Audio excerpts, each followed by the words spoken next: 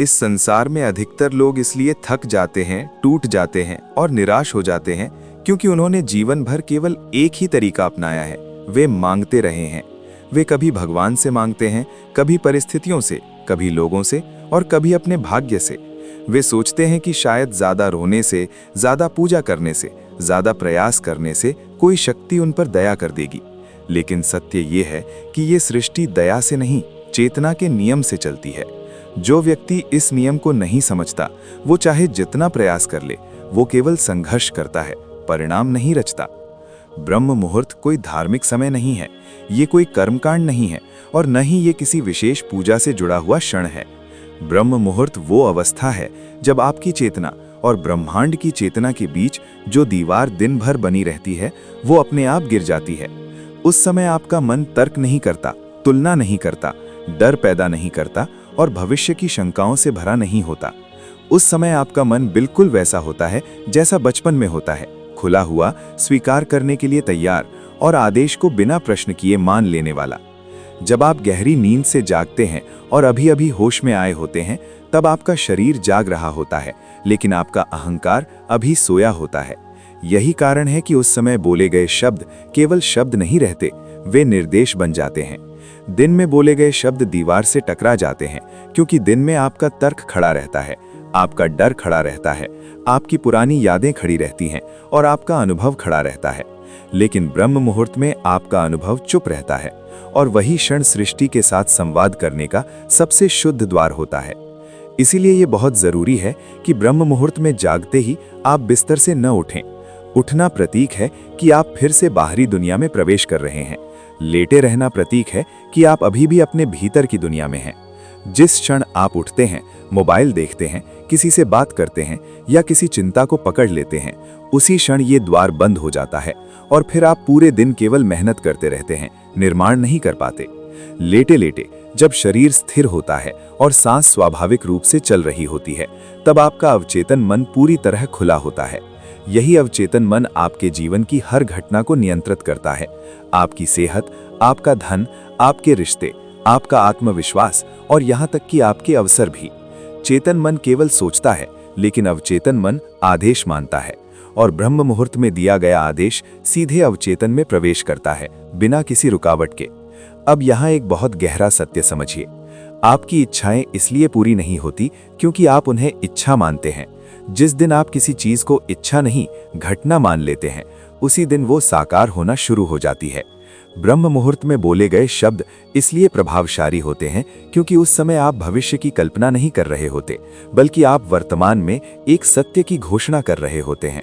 जब आप बिस्तर पर लेटे लेटे ये बोलते हैं कि मैं जो चाहता हूं वो अब मेरे जीवन में घटित हो चुका है, तो आप ब्रह्मांड से अनुमति नहीं मांग रहे होते, बल्कि आप अपनी चेतना को ये सूचना दे रहे होते हैं कि अब संघर्ष का चरण समाप्त हो चुका है और परिणाम का चरण प्रारंभ हो चुका है। चेतना को जैसे ही ये स्पष्ट सूचना मिलती है, वो बाहरी परिस्थितियों को उसी दिशा में मोड़ना शुरू कर देती है। इन शब्दों को 7 बार बोलने का कारण केवल संख्या नहीं है। 7 बार बोलने से आपकी चेतना 7 अलग अलग स्तरों पर इस सत्य को स्वीकार करती है। पहली बार बोलने पर मन सुनता है लेकिन विश्वास नहीं करता। दूसरी बार बोलने पर शरीर ढीला पड़ता है और तनाव छोड़ता है। तीसरी बार बोलने पर वर्षों से जमा डर कमजोर पड़ता है। चौथी बार बोलने पर अवचेतन मन इसे संभावना मान लेता है। 5वीं बार बोलने पर ऊर्जा का प्रवाह बदलता है। 6ठी बार बोलने पर कंपन आपके चारों ओर फैलने लगता है और 7वीं बार बोलने पर यह आदेश आपकी व्यक्तिगत सीमा को पार कर ब्रह्मांडीय चेतना में दर्ज हो जाता है। ये प्रक्रिया किसी चमत्कार की तरह नहीं दिखेगी, ये धीरे धीरे बहुत स्वाभाविक रूप से घटेगी। अचानक आपको ऐसे विचार आएंगे जो पहले नहीं आते थे। अचानक आपको ऐसे अवसर दिखाई देने लगेंगे जिन्हें आप पहले अनदेखा कर देते थे। अचानक कुछ लोग आपके जीवन में प्रवेश करेंगे और कुछ लोग अपने आप बाहर चले जाएंगे। आपको लगेगा कि परिस्थितियां बदल रही हैं, लेकिन वास्तव में बदली हुई आपकी चेतना होगी। ये बहुत जरूरी है कि आदेश देने के बाद आप दिन भर शांत रहें। शांत रहने का अर्थ निष्क्रिय होना नहीं है, बल्कि इसका अर्थ यह है कि भीतर से ये जानना कि जो तय हो चुका है उस पर शक नहीं किया जाता। संदेह वो जहर है जो सबसे शक्तिशाली आदेश को भी निष्प्रभावी कर देता है। इसलिए आदेश देकर भूल जाना ही इस प्रक्रिया की पूर्णता है। अंत में ये समझ लीजिए कि ब्रह्म मुहूर्त में दिया गया आदेश भगवान के लिए नहीं होता, वो आपके लिए होता है। ईश्वर को याद दिलाने की जरूरत नहीं होती, स्वयं को याद दिलाने की जरूरत होती है कि आप कौन हैं। जिस दिन ये स्मरण स्थिर हो जाता है, उस दिन जीवन संघर्ष नहीं रहता, वो एक स्वाभाविक प्रवाह बन जाता है। ब्रह्म मुहूर्त में जागते ही बिस्तर पर लेटे लेटे 7 बार बोले गए शब्द आपके भविष्य की दिशा तय नहीं करते, वे आपके वर्तमान की पहचान तय करते हैं। और जब वर्तमान बदल जाता है तो भविष्य अपने आप बदल जाता है। अब यहाँ एक और अत्यंत सूक्ष्म लेकिन निर्णायक सत्य को समझना आवश्यक है, जिसे समझे बिना ये अभ्यास अधूरा रह जाता है। जब व्यक्ति ब्रह्म मुहूर्त में आदेश देता है तो वो केवल शब्द नहीं बोल रहा होता, वो अपने पूरे जीवन के ढांचे को एक नई दिशा में मोड़ रहा होता है। अधिकांश लोग ये मान लेते हैं कि इच्छा पूरी होना कोई बाहरी घटना है, लेकिन वास्तव में इच्छा पूरी होना पहले भीतरी स्वीकृति है। जब तक भीतर ये स्वीकार नहीं होता कि ये संभव है, ये मेरा अधिकार है, ये स्वाभाविक है, तब तक बाहर कोई भी परिवर्तन स्थायी नहीं हो सकता। ब्रह्म मुहूर्त में जब आप लेटे लेटे आदेश देते हैं, उस समय आपका मन भविष्य और अतीत के बीच फंसा हुआ नहीं होता। वो एक ऐसे क्षण में होता है जहां समय लगभग स्थिर होता है। यही कारण है कि उस समय दिया गया आदेश कभी के लिए नहीं होता, वो अभी के लिए होता है। और चेतना के नियम में अभी से बड़ा कोई समय नहीं होता। जो व्यक्ति इस रहस्य को समझ लेता है, वो प्रतीक्षा करना बंद कर देता है, क्योंकि प्रतीक्षा केवल उसी को करनी पड़ती है जो स्वयं को छोटा मानता है। अब ये समझना बहुत जरूरी है कि इस आदेश को देते समय आपको भावुक होने की आवश्यकता नहीं है। रोना, गिड़गिड़ाना या बहुत ज्यादा उत्साहित होना, ये सब संकेत हैं कि भीतर कहीं ना कहीं कमी का भाव मौजूद है। सही आदेश हमेशा शांति से दिया जाता है, स्थिर स्वर में दिया जाता है, और भीतर ये अनुभूति रहती है कि ये कोई मांग नहीं है, ये केवल स्मरण है। जैसे राजा अपने सेवक को आदेश देता है, वैसे ही चेतना को आदेश दिया जाता है। धीरे धीरे जब आप इस प्रक्रिया को प्रतिदिन दोहराते हैं, तो आप देखेंगे कि आपकी भाषा बदलने लगती है। आप अगर और काश जैसे शब्दों का उपयोग कम करने लगते हैं। आप दूसरों से अपनी पीड़ा का प्रदर्शन करना बंद कर देते हैं, क्योंकि भीतर एक मौन विश्वास जन्म ले चुका होता है कि जो घटित होना है वो घटित हो रहा है। ये मौन विश्वास ही असली शक्ति है। यहाँ एक और गहन बात समझिए। ब्रह्म मुहूर्त में दिया गया आदेश तुरंत परिणाम नहीं दिखाता, क्योंकि इसका कार्य बाहरी दुनिया में नहीं, बल्कि आपकी पहचान में होता है। पहले ये बदलता है कि आप स्वयं को कैसे देखते हैं, फिर ये बदलता है कि आप निर्णय कैसे लेते हैं, फिर ये बदलता है कि आप अवसरों को कैसे पहचानते हैं, और अंततः ये बदलता है कि लोग और परिस्थितियां आपके साथ कैसा व्यवहार करती हैं। जो व्यक्ति भीतर से बदल जाता है, उसके लिए बाहर का बदलना केवल समय का प्रश्न रह जाता है। अब बहुत से लोग यहाँ आकर गलती करते हैं। वे कुछ दिनों तक आदेश देते हैं और फिर परिणामों को जांचने लगते हैं। जांच करना इस बात का संकेत है कि भीतर अभी भी संदेह जीवित है। ब्रह्मांड को जांचने की जरूरत नहीं होती, स्वयं को स्थिर करने की जरूरत होती है। इसलिए इस प्रक्रिया में सबसे बड़ी साधना है धैर्य के साथ मौन विश्वास बनाए रखना। समय के साथ जब यह अभ्यास गहरा होता है, तब एक दिन ऐसा आता है जब आपको आदेश देने की भी आवश्यकता नहीं पड़ती। केवल जागते ही एक अनुभूति होती है कि सब ठीक है। उस दिन समझ लीजिए कि आदेश अब आपकी आदत नहीं रहा, आपकी अवस्था बन चुका है। अवस्था बदलने के बाद शब्दों की आवश्यकता समाप्त हो जाती है। यह भी समझना जरूरी है कि यह अभ्यास केवल इच्छाओं की पूर्ति के लिए नहीं है। यह अभ्यास आपको उस बिंदु तक ले जाता है जहां इच्छाएं स्वयं शांत होने लगती हैं। जब भीतर की कमी समाप्त होती है, तो बाहर पाने की भूख भी समाप्त हो जाती है। और यही वो अवस्था है जहां जीवन अपने सर्वोच्च रूप में प्रवाहित होता है, बिना संघर्ष, बिना दबाव, बिना भय के। अंततः ब्रह्म मुहूर्त में जागते ही बिस्तर पर लेटे लेटे 7 बार दिया गया आदेश आपके जीवन को बदलने का साधन नहीं है। ये आपको स्वयं को याद दिलाने की प्रक्रिया है। ये याद दिलाना कि आप परिस्थितियों से छोटे नहीं हैं, आप समय से बंधे नहीं हैं, और आप किसी बाहरी शक्ति की दया पर निर्भर नहीं हैं। जिस दिन ये स्मरण स्थिर हो जाता है, उस दिन जीवन में घटने वाली हर घटना आपके पक्ष में दिखाई देने लगती है। तब सफलता भी आपको नम्र बनाती है और असफलता भी आपको विचलित नहीं करती। तब आप जान जाते हैं कि आप पाने के लिए नहीं, प्रकट करने के लिए यहाँ हैं। और यही ब्रह्म मुहूर्त का अंतिम रहस्य है।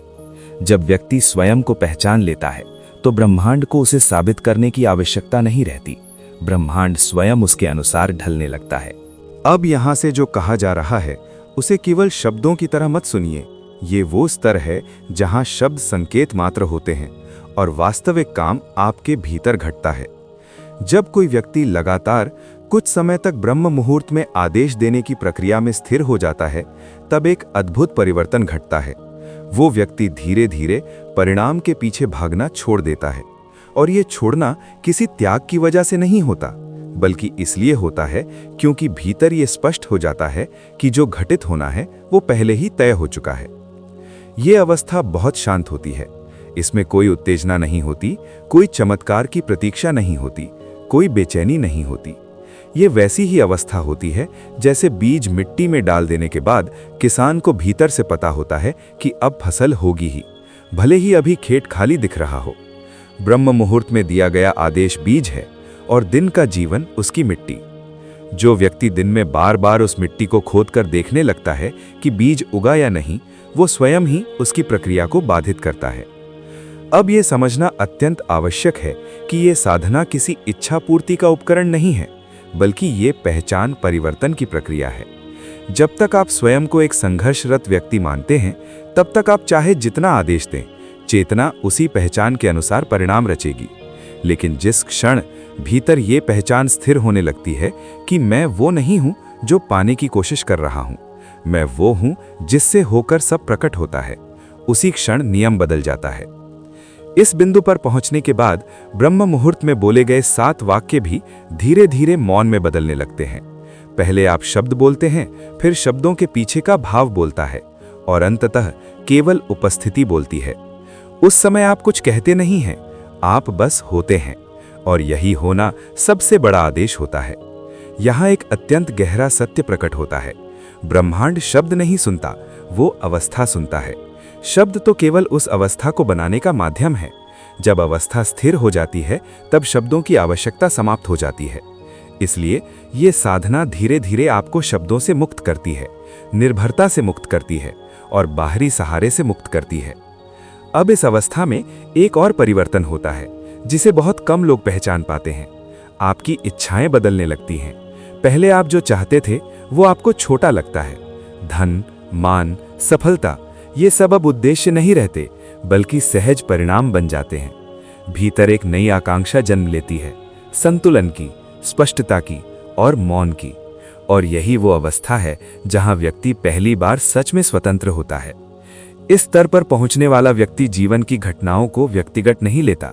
सुख आता है तो वो उससे चिपकता नहीं, दुख आता है तो वो उससे टूटता नहीं, क्योंकि भीतर ये स्पष्ट हो चुका होता है कि घटनाएं आती जाती हैं, लेकिन जो देखने वाला है वो स्थिर है। और जब देखने वाला स्थिर हो जाता है, तब कोई भी घटना आपको परिभाषित नहीं कर सकती। अब ब्रह्म मुहूर्त केवल सुबह का समय नहीं रह जाता, वो एक आंतरिक अवस्था बन जाता है। आप दिन में चलते हुए भी उसी स्थिरता में रहते हैं, बोलते हुए भी उसी शांति में रहते हैं, और कार्य करते हुए भी उसी स्पष्टता में रहते हैं। तब जीवन, साधना और संसार अलग अलग नहीं रहते। तब हर क्षण ब्रह्म मुहूर्त होता है।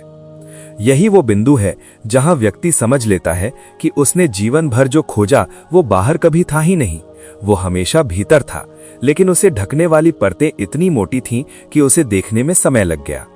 ब्रह्म मुहूर्त में दिया गया आदेश उन परतों को धीरे धीरे हटाने की प्रक्रिया है, और अंततः जब ये प्रक्रिया पूर्णता की ओर बढ़ती है, तब एक दिन ऐसा आता है जब आप जागते हैं और कुछ भी करने की आवश्यकता महसूस नहीं करते, ना आदेश देने की, ना मांगने की, ना बदलने की। भीतर केवल ये अनुभूति होती है कि जो है वही पर्याप्त है। और पैराडॉक्स ये है कि इसी पर्याप्तता की अवस्था में जीवन अपने सबसे सुंदर रूप में प्रकट होता है। यही अंतिम गहनता है। यही वो बिंदु है जहां साधक और साधना अलग नहीं रहते। यही वो अवस्था है जहां ब्रह्म मुहूर्त और जीवन एक हो जाते हैं, और वहां से आगे कुछ कहा नहीं जाता, वहां केवल मौन होता है। अब यहाँ से जिस गहराई की बात हो रही है वो अभ्यास की नहीं, बल्कि आदत से आगे निकलकर स्वभाव बनने की प्रक्रिया है। जब कोई व्यक्ति कई दिनों, कई सप्ताहों तक ब्रह्म मुहूर्त में लेटे लेटे आदेश देने की अवस्था में रहता है, तब उसके भीतर एक सूक्ष्म बदलाव घटता है जिसे शब्दों में पकड़ पाना कठिन होता है। वो बदलाव ये नहीं होता कि मेरी इच्छाएं पूरी हो रही हैं, बल्कि ये होता है कि मेरे भीतर इच्छाओं के प्रति जो घबराहट थी वो शांत हो रही है। और यही वो बिंदु है जहां अधिकांश लोग भ्रमित हो जाते हैं। क्योंकि उन्हें लगता है कि शायद साधना कमजोर पड़ रही है, जबकि वास्तव में साधना गहरी हो रही होती है। ये बहुत सूक्ष्म अंतर है। प्रारंभ में व्यक्ति चाहता है कि उसकी इच्छाएं पूरी हों ताकि उसे शांति मिले, लेकिन जैसे जैसे ब्रह्म मुहूर्त का अभ्यास गहराता है, शांति पहले आने लगती है और इच्छाएं बाद में। और जब शांति पहले आ जाती है, तब इच्छाएं बोझ नहीं रहती, वे केवल दिशा सूचक बन जाती हैं। अब व्यक्ति इच्छा से बंधा नहीं रहता, बल्कि इच्छा को देख पाता है। यही देखने की क्षमता आगे की साधना का द्वार खोलती है। अब यहाँ ये समझना आवश्यक है कि आदेश देने की प्रक्रिया केवल शब्दों तक सीमित नहीं रहती। धीरे धीरे आदेश शब्दों से हटकर दृष्टि में उतरने लगता है। आप जिस तरह से लोगों को देखते हैं, जिस तरह से परिस्थितियों को देखते हैं, जिस तरह से स्वयं को देखते हैं, वही आपका वास्तविक आदेश बन जाता है। यदि भीतर कहीं ये दृष्टि बैठ गई कि मैं सीमित हूं, तो कोई भी मंत्र, कोई भी वाक्य उसे नहीं बदल सकता। लेकिन यदि दृष्टि बदल गई, तो बिना बोले भी जीवन बदलने लगता है। इस स्तर पर पहुंचने पर ब्रह्म मुहूर्त में जागना केवल सुबह की घटना नहीं रह जाती। कई बार दिन के किसी भी क्षण अचानक वही स्पष्टता लौट आती है, जैसे समय रुक गया हो और आप फिर उसी शुद्ध अवस्था में खड़े हों। ये इस बात का संकेत है कि साधना अब समय से बंधी नहीं रही, वो आपकी चेतना में उतरने लगी है। यही वो बिंदु है जहां अधिकांश लोग भ्रमित हो जाते हैं, क्योंकि उन्हें लगता है कि शायद साधना कमजोर पड़ रही है, जबकि वास्तव में साधना गहरी हो रही होती है। ये बहुत सूक्ष्म अंतर है। प्रारंभ में व्यक्ति चाहता है कि उसकी इच्छाएं पूरी हों ताकि उसे शांति मिले, लेकिन जैसे जैसे ब्रह्म मुहूर्त का अभ्यास गहराता है, शांति पहले आने लगती है और इच्छाएं बाद में। और जब शांति पहले आ जाती है, तब इच्छाएं बोझ नहीं रहती, वे केवल दिशा सूचक बन जाती हैं। अब व्यक्ति इच्छा से बंधा नहीं रहता, बल्कि इच्छा को देख पाता है। यही देखने की क्षमता आगे की साधना का द्वार खोलती है। अब यहाँ ये समझना आवश्यक है कि आदेश देने की प्रक्रिया केवल शब्दों तक सीमित नहीं रहती। धीरे धीरे आदेश शब्दों से हटकर दृष्टि में उतरने लगता है। आप जिस तरह से लोगों को देखते हैं, जिस तरह से परिस्थितियों को देखते हैं, जिस तरह से स्वयं को देखते हैं, वही आपका वास्तविक आदेश बन जाता है। यदि भीतर कहीं ये दृष्टि बैठ गई कि मैं सीमित हूं, तो कोई भी मंत्र, कोई भी वाक्य उसे नहीं बदल सकता। लेकिन यदि दृष्टि बदल गई, तो बिना बोले भी जीवन बदलने लगता है। इस स्तर पर पहुंचने पर ब्रह्म मुहूर्त में जागना केवल सुबह की घटना नहीं रह जाती। कई बार दिन के किसी भी क्षण अचानक वही स्पष्टता लौट आती है, जैसे समय रुक गया हो और आप फिर उसी शुद्ध अवस्था में खड़े हों। ये इस बात का संकेत है कि साधना अब समय से बंधी नहीं रही, वो आपकी चेतना में उतरने लगी है। यही वो बिंदु है जहां साधक को सावधान रहना होता है, क्योंकि अहंकार यहां नया रूप ले सकता है।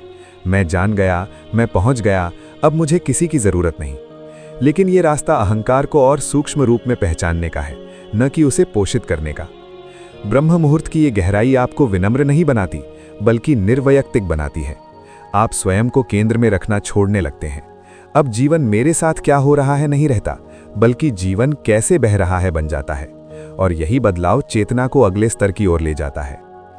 अब इस चरण में आदेश देने का स्वर भी बदल जाता है। पहले आदेश में स्पष्ट शब्द होते हैं, फिर उसमें भाव होता है, और अब उसमें केवल निश्चय होता है। ये निश्चय किसी लक्ष्य के बारे में नहीं होता, बल्कि अपनी अवस्था के बारे में होता है। जैसे भीतर ये तय हो गया हो कि मैं प्रतिक्रिया नहीं करूंगा, मैं घबराहट से निर्णय नहीं लूंगा, मैं कमी के भाव से जीवन नहीं जीऊंगा। ये निर्णय बोले नहीं जाते, लेकिन यही सबसे शक्तिशाली आदेश होते हैं। अब धीरे धीरे व्यक्ति ये भी देखता है कि उसके पुराने पैटर्न स्वयं टूटने लगे हैं। जिन बातों पर वो वर्षों तक विचलित होता था, अब वे बातें उसे छू कर निकल जाती हैं। जिन परिस्थितियों से वो डरता था, अब वे उसे चुनौती की तरह नहीं, प्रक्रिया की तरह दिखती हैं। ये परिवर्तन बाहर से नाटकीय नहीं होता, लेकिन भीतर अत्यंत क्रांतिकारी होता है। यही वो बिंदु है जहां साधना मौन क्रांति बन जाती है। इस गहराई पर पहुंचने के बाद एक और विषय खुलता है, जिम्मेदारी। अब व्यक्ति ये समझने लगता है कि उसके जीवन में जो भी घट रहा है वो संयोग नहीं है। ये समझ अपराध बोध नहीं लाती, बल्कि शक्ति लाती है। क्योंकि यदि सब कुछ किसी स्तर पर मेरी चेतना से जुड़ा है, तो बदलने की संभावना भी वही है। ये समझ व्यक्ति को शिकायत से मुक्त करती है और सृजन की ओर ले जाती है। अब ब्रह्म मुहूर्त में दिया गया आदेश किसी विशेष इच्छा के लिए नहीं होता। वो आदेश अब ये होता है कि मैं स्पष्ट रहूं, मैं उपस्थित रहूं, मैं भ्रम से निर्णय ना लूं। और आश्चर्यजनक रूप से जब ये आदेश स्थिर हो जाते हैं, तब बाहरी जीवन अपने आप संतुलित होने लगता है। समस्याएं समाप्त नहीं होती, लेकिन वे समस्या की तरह अनुभव नहीं होती। यहीं से साधना का अगला विस्तार शुरू होता है, जहां ब्रह्म मुहूर्त केवल व्यक्तिगत परिवर्तन का साधन नहीं रह जाता, बल्कि जीवन के साथ तालमेल बिठाने की कला बन जाता है। अब व्यक्ति जीवन को नियंत्रित करना नहीं चाहता, बल्कि जीवन के साथ सही लय में चलना चाहता है। और यही लय वो गहराई है जहां अभी बहुत कुछ खुलना बाकी है। ये मार्ग अभी समाप्त नहीं हुआ है। यहाँ से आगे और भी सूक्ष्म स्तर हैं, जहाँ चेतना, समय और पहचान के अर्थ बदलने लगते हैं, और हम अभी वहीं जा रहे हैं। अब तक जो घट चुका है वो ये है कि साधक ने मांगने की आदत छोड़ी है, लेकिन अभी एक और परत शेष है, परिणाम से अपनी पहचान जोड़ने की आदत। ये परत बहुत पुरानी होती है। जीवन भर हमें सिखाया गया है कि तुम वही हो जो तुम्हारे पास है, जो तुम कर पाए हो या जो तुम्हें मिला है। इसी कारण जब इच्छाएं पूरी होती हैं तो अहंकार जन्म लेता है, और जब इच्छाएं पूरी नहीं होती तो आत्मग्लानि जन्म लेती है। ब्रह्म मुहूर्त की गहराई का अगला स्तर इसी पहचान को धीरे धीरे ढीला करना शुरू करता है। अब व्यक्ति ये देखने लगता है कि वो इच्छाओं का स्वामी नहीं, बल्कि इच्छाओं का साक्षी भी हो सकता है। ये बहुत बड़ा परिवर्तन है, क्योंकि जिस दिन आप किसी इच्छा को पकड़ने के बजाय उसे देखना सीख लेते हैं, उसी दिन वो इच्छा आपको नियंत्रित करना बंद कर देती है। और यही वो क्षण है जब ब्रह्म मुहूर्त का आदेश केवल क्या चाहिए तक सीमित नहीं रहता, बल्कि मैं किस अवस्था में रहूं तक विस्तृत हो जाता है। इस स्तर पर साधक को यह भी अनुभव होने लगता है कि उसकी सबसे बड़ी बाधाएं बाहरी नहीं हैं, बल्कि भीतर जमी हुई स्मृतियां हैं। बचपन की असफलताएं, अपमान, डर, तुलना और बार बार सुनी गई सीमित धारणाएं, ये सब अवचेतन में आदेश की तरह दर्ज हो चुकी होती हैं। ब्रह्म मुहूर्त में दिया गया नया आदेश इन पुराने आदेशों से टकराता है। यही कारण है कि कई बार भीतर असहजता पैदा होती है, बेचैनी आती है, या बिना कारण मन भारी लगने लगता है। ये संकेत है कि साधना गलत नहीं है, बल्कि पुरानी संरचना टूट रही है। अब इस चरण में एक बहुत महत्वपूर्ण बात समझनी होती है। जब भीतर पुरानी संरचना टूटती है तो तुरंत नई संरचना स्पष्ट नहीं होती। ये एक मध्य अवस्था होती है, जहां व्यक्ति स्वयं को थोड़ा खाली, थोड़ा अनिश्चित और थोड़ा अकेला महसूस कर सकता है। बहुत से लोग यहीं रुक जाते हैं, क्योंकि वे इस खालीपन को असफलता समझ लेते हैं। लेकिन वास्तव में यही खालीपन वो स्थान है जहां नई चेतना जड़ पकड़ती है। ये उसी तरह है जैसे पुराना घर टूटने के बाद कुछ समय के लिए जमीन खाली दिखाई देती है, लेकिन उसी खाली जमीन पर नया निर्माण संभव होता है। ब्रह्म मुहूर्त में इस स्तर पर दिया गया आदेश अब बहुत सूक्ष्म हो जाता है। अब शब्दों में स्पष्ट इच्छाएं कम होती हैं और भावनात्मक निर्देश अधिक होते हैं। जैसे भीतर से ये तय होना कि मैं जल्दबाजी में जीवन नहीं जीऊंगा, मैं डर से अपने निर्णय नहीं बदलूंगा, मैं स्वयं को कम आंक कर समझौता नहीं करूंगा। ये वाक्य कई बार बोले भी नहीं जाते, लेकिन इनका प्रभाव सबसे गहरा होता है, क्योंकि ये आपकी जीवन रणनीति बदल देते हैं। धीरे धीरे साधक ये भी अनुभव करता है कि अब जीवन उसे बार बार वही परिस्थितियां नहीं दे रहा जिनसे वो टूटता था। ऐसा नहीं है कि कठिनाइयां समाप्त हो गईं, बल्कि ऐसा है कि कठिनाइयों का स्वरूप बदल गया है। पहले कठिनाइयां आपको छोटा महसूस कराती थीं, अब वे आपको सजग बनाती हैं। यही वो अंतर है जो चेतना के अगले स्तर का संकेत देता है। इस बिंदु पर पहुंचकर ब्रह्म मुहूर्त का अभ्यास और भी शांत हो जाता है। अब उसमें किसी प्रकार की आतुरता नहीं होती। साधक सुबह उठता है, लेटा रहता है और भीतर एक स्थिर अनुभूति के साथ स्वयं को उस दिन के लिए संरेखित करता है। ये संरेखण किसी लक्ष्य से नहीं, बल्कि जीवन की धारा से होता है, और जब संरेखण सही होता है तो प्रयास अपने आप प्रभावी हो जाता है। अब एक और गहरी बात सामने आती है, समय के साथ संबंध। पहले व्यक्ति समय को दुश्मन मानता था। उम्र निकल रही है, समय कम है, अब देर हो गई। लेकिन इस साधना के साथ समय का अनुभव बदलने लगता है। अब समय दबाव नहीं बनाता, बल्कि सहयोगी बन जाता है। व्यक्ति जल्दबाजी छोड़ देता है और आश्चर्यजनक रूप से चीजें उसी के बाद जल्दी घटित होने लगती हैं, क्योंकि समय से लड़ने वाला थकता है, लेकिन समय के साथ चलने वाला प्रवाहित होता है। इस स्तर पर पहुंचने वाला साधक अब दूसरों को बदलने की कोशिश भी कम कर देता है। वो समझ जाता है कि आदेश बाहर नहीं दिए जाते, आदेश भीतर दिए जाते हैं, और जब भीतर की स्थिति बदल जाती है तो संबंध अपने आप बदलने लगते हैं। लोग या तो आपके जीवन से हट जाते हैं या आपके साथ नए रूप में जुड़ जाते हैं।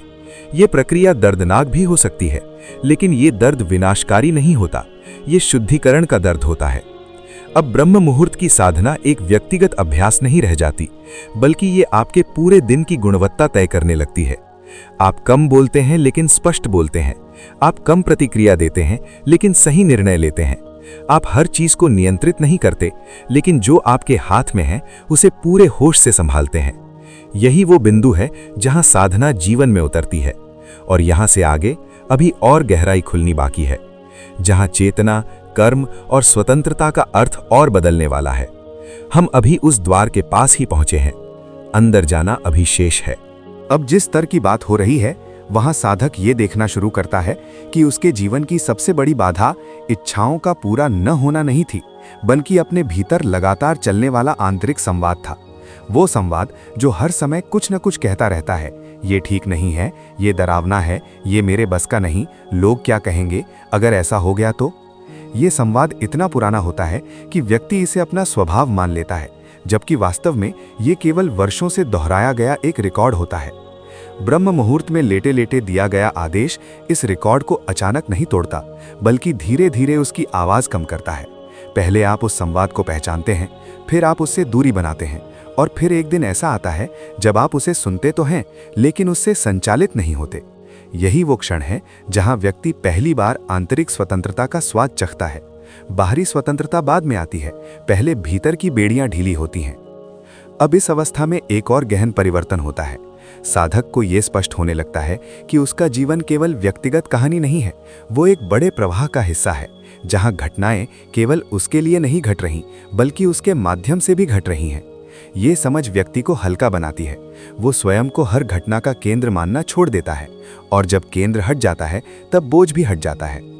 अब ब्रह्म मुहूर्त में दिया गया आदेश केवल मेरे जीवन में क्या हो तक सीमित नहीं रहता, बल्कि मेरे माध्यम से जीवन कैसे बहे तक विस्तृत हो जाता है। ये बहुत सूक्ष्म बदलाव है।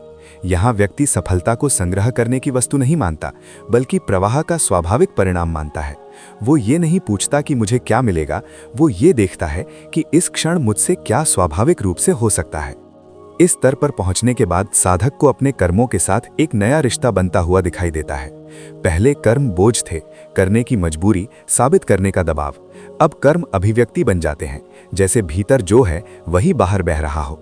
यही कारण है कि इस अवस्था में किया गया थोड़ा सा काम भी गहरा प्रभाव छोड़ता है, और बहुत अधिक परिश्रम भी थकान नहीं लाता, क्योंकि अब कर्म अहंकार से नहीं, सामंजस्य से निकल रहा होता है। अब यहाँ एक और गहरी परत खुलती है, भय का सूक्ष्म रूप। प्रारंभिक भय तो दिखाई देता है, असफलता का, नुकसान का, अपमान का, लेकिन इस गहराई में पहुंचने पर जो भय सामने आता है वो और भी सूक्ष्म होता है, पहचान खोने का भय। जब पुरानी पहचान टूटने लगती है तो भीतर एक अनजाना डर उठता है कि अगर मैं वही नहीं रहा जो अब तक था तो मैं कौन रह जाऊंगा। बहुत से लोग यहीं पीछे लौट जाते हैं, क्योंकि ये डर शब्दों में नहीं पकड़ा जा सकता। ब्रह्म मुहूर्त की साधना इस डर से लड़ने को नहीं कहती, ये केवल इतना करती है कि उस डर के साथ आपको अकेला नहीं छोड़ती। आप लेटे रहते हैं, सांस चलती रहती है, और भीतर एक स्थिर उपस्थिति बनी रहती है। धीरे धीरे ये डर भी ढीला पड़ता है, क्योंकि उसे ऊर्जा देने वाला पुराना ढांचा कमजोर हो चुका होता है, और यहीं से व्यक्ति पहली बार बिना किसी भूमिका के स्वयं को अनुभव करता है। अब इस अवस्था में समय का अनुभव और भी बदलता है। भविष्य अब किसी चिंता की तरह नहीं आता, और अतीत किसी बोझ की तरह नहीं आता। दोनों केवल स्मृतियां और संभावनाएं रह जाते हैं, लेकिन वर्तमान भारी और ठोस हो जाता है। यही कारण है कि इस स्तर पर व्यक्ति छोटी छोटी बातों में भी गहराई महसूस करने लगता है। चलने में, देखने में, सुनने में। जीवन तेज नहीं होता, लेकिन सघन हो जाता है। अब ब्रह्म मुहूर्त का आदेश एक बहुत सरल लेकिन अत्यंत शक्तिशाली रूप लेता है। कई बार वो शब्दों में नहीं आता, बल्कि एक स्पष्ट अनुभूति के रूप में होता है। मैं उपस्थित रहूं, मैं भ्रम से दूर रहूं, मैं अपने विरुद्ध खड़ा न हूं। ये आदेश किसी उपलब्धि के लिए नहीं होते, बल्कि अपने ही खिलाफ चलने की आदत को समाप्त करने के लिए होते हैं। और जैसे ही ये आदत टूटती है, जीवन अपने आप सहायक बनना शुरू कर देता है। इस गहराई पर पहुंचकर साधक ये भी देखता है कि अब उसे हर बात पर प्रतिक्रिया देने की आवश्यकता महसूस नहीं होती। मौन अब कमजोरी नहीं लगता, बल्कि स्पष्टता का संकेत लगता है। वो जानता है कि हर उत्तर शब्दों में नहीं होता, और हर समाधान हस्तक्षेप से नहीं आता। कई बार केवल स्थिर रहना ही सबसे बड़ा परिवर्तन पैदा करता है। और यहीं से साधक एक और आयाम में प्रवेश करता है, जहां चेतना, कर्म और मौन एक दूसरे में घुलने लगते हैं। ये मार्ग अभी भी जारी है, अभी और परतें खुलनी बाकी हैं। अब इस अवस्था में पहुंचकर साधक एक और बहुत महत्वपूर्ण परिवर्तन को अनुभव करता है, जिसे अक्सर शब्दों में नहीं पहचाना जाता। वो ये देखता है कि अब उसके जीवन में घटनाएं उतनी महत्वपूर्ण नहीं रहीं, जितनी महत्वपूर्ण ये हो गया है कि वो उन घटनाओं के सामने किस अवस्था में उपस्थित है। पहले किसी घटना का अच्छा या बुरा होना तय करता था कि मन कैसा रहेगा, लेकिन अब मन की अवस्था तय करती है कि घटना का प्रभाव कितना होगा।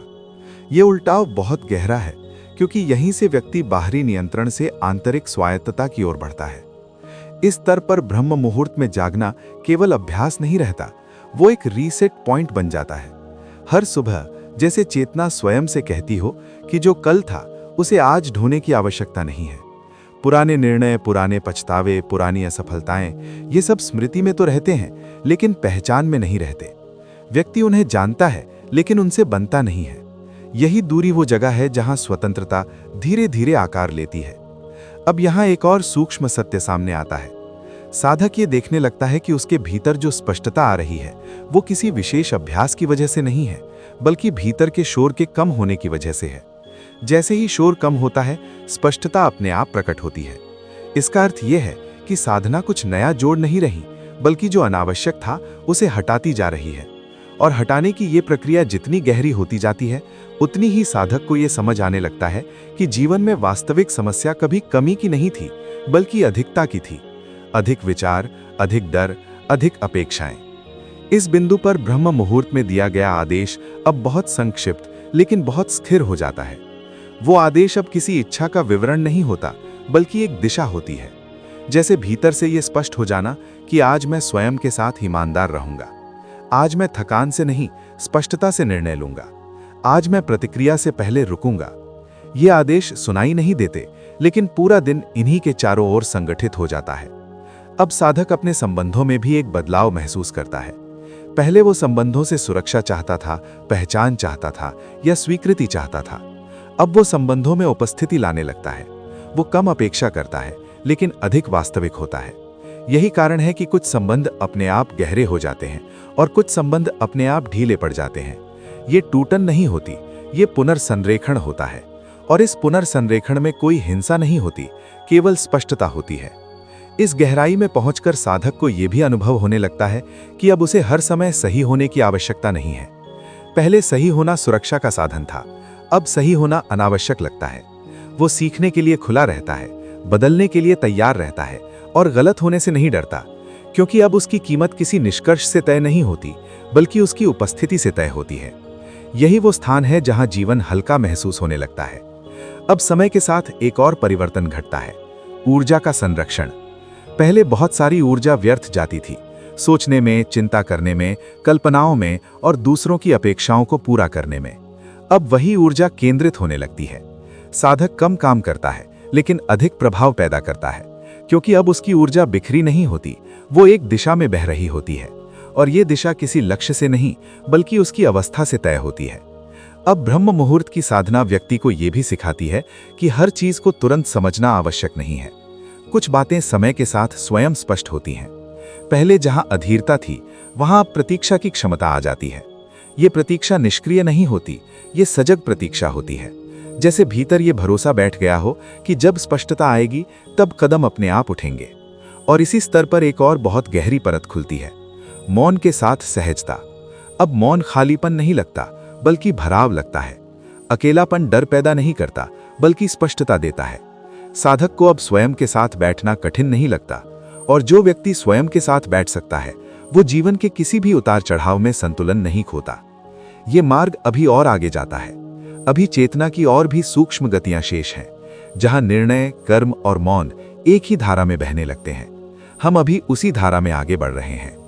अब इस मध्य गहराई पर पहुंचने के बाद साधक ये अनुभव करता है कि उसके भीतर एक नया प्रकार का स्थायित्व जन्म ले रहा है, जो किसी विश्वास से नहीं, बल्कि अनुभव की निरंतरता से बनता है। ये स्थायित्व उत्साह पर निर्भर नहीं करता, ना ही किसी विशेष परिणाम पर टिका होता है।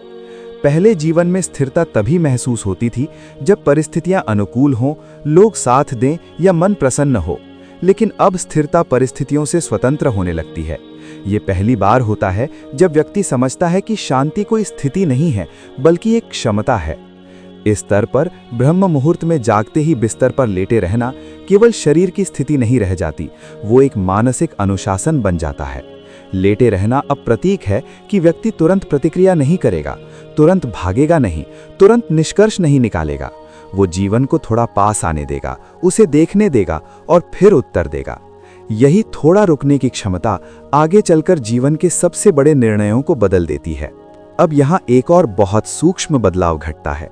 साधक को ये महसूस होने लगता है कि उसके भीतर जो स्पष्टता आ रही है वो किसी विचार से नहीं आ रही, बल्कि विचारों के बीच की जगह से आ रही है। पहले वो विचारों को पकड़कर चलता था, अब वो उनके बीच की खामोशी को पहचानने लगता है। और यही खामोशी वो स्थान है जहां ब्रह्म मुहूर्त का असली प्रभाव काम करता है, क्योंकि उस खामोशी में कोई पुरानी कहानी नहीं होती, कोई डर नहीं होता, कोई तुलना नहीं होती। अब इस अवस्था में आदेश देने का अर्थ भी बदल जाता है। आदेश अब भविष्य को निर्देश देने के लिए नहीं होता, बल्कि वर्तमान को विकृत होने से बचाने के लिए होता है। जैसे भीतर से ये स्पष्ट होना कि मैं इस क्षण को दूषित नहीं करूंगा, मैं पुराने घावों को इस नए दिन पर नहीं डालूंगा, मैं आज के अनुभव को कल के डर से नहीं नापूंगा।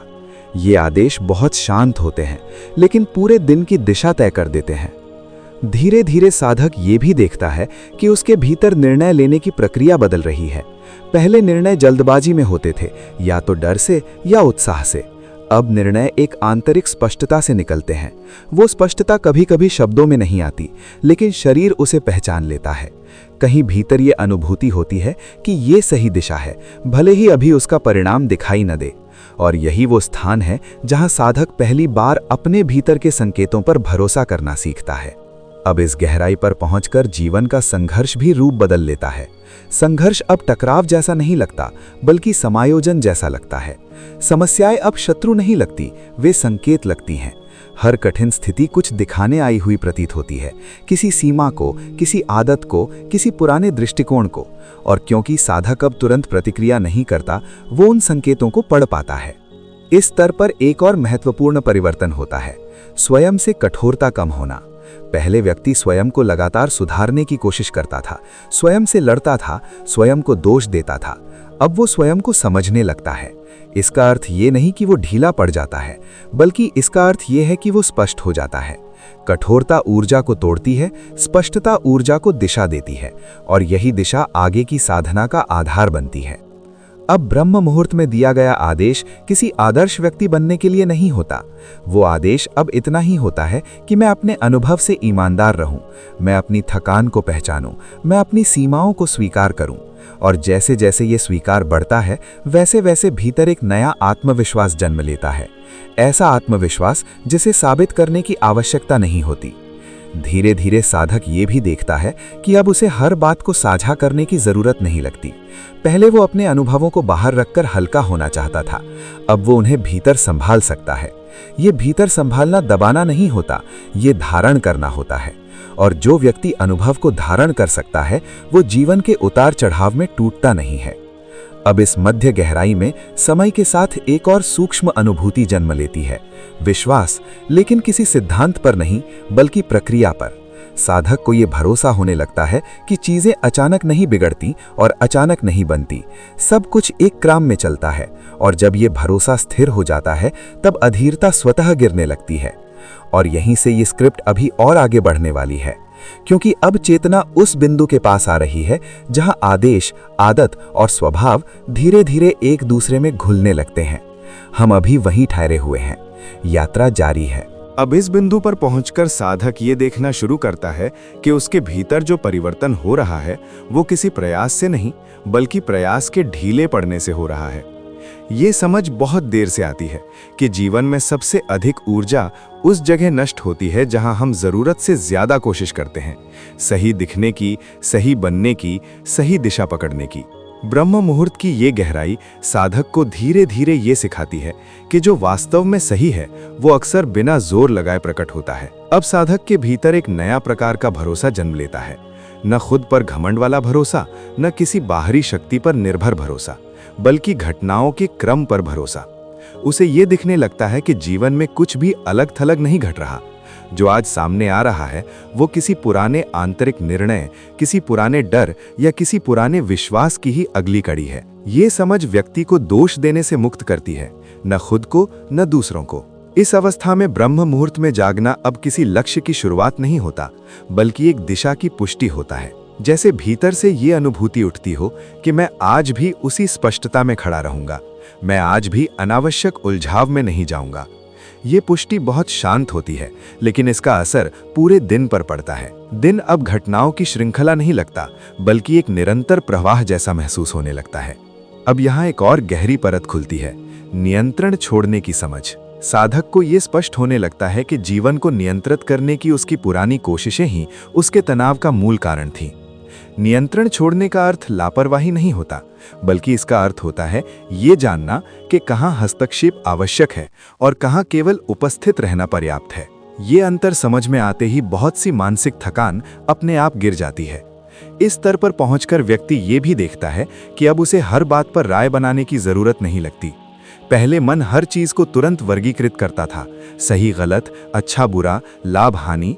अब मन थोड़ा ठहर जाता है, वो देखने देता है कि चीजें खुद को प्रकट करें, और इसी देखने में कई बार उत्तर अपने आप उभर आता है, बिना जोर लगाए। अब ब्रह्म मुहूर्त की साधना व्यक्ति को एक और बहुत गहरी क्षमता देती है, असुविधा के साथ टिके रहने की क्षमता। पहले जैसे ही असुविधा आती थी, मन उसे हटाने में लग जाता था, ध्यान बदलकर, व्यस्त होकर या किसी और पर दोष डालकर। अब साधक असुविधा को तुरंत हटाने की कोशिश नहीं करता, वो उसे महसूस करता है, समझता है और देखता है कि उसके पीछे कौन सी परत काम कर रही है। यही क्षमता आगे चलकर भय और भ्रम दोनों को कमजोर करती है। धीरे धीरे साधक ये भी अनुभव करता है कि उसके भीतर जो मौन गहराता जा रहा है वो खाली नहीं है, वो मौन सतर्क है, जागृत है। उस मौन में निर्णय भी निकलते हैं, क्रिया भी निकलती है और करुणा भी निकलती है। ये वो मौन है जो व्यक्ति को कठोर नहीं बनाता, बल्कि अधिक मानवीय बनाता है, क्योंकि अब वो दूसरों के संघर्ष को भी अपने संघर्ष की तरह देख पाता है, बिना उसमें उलझे।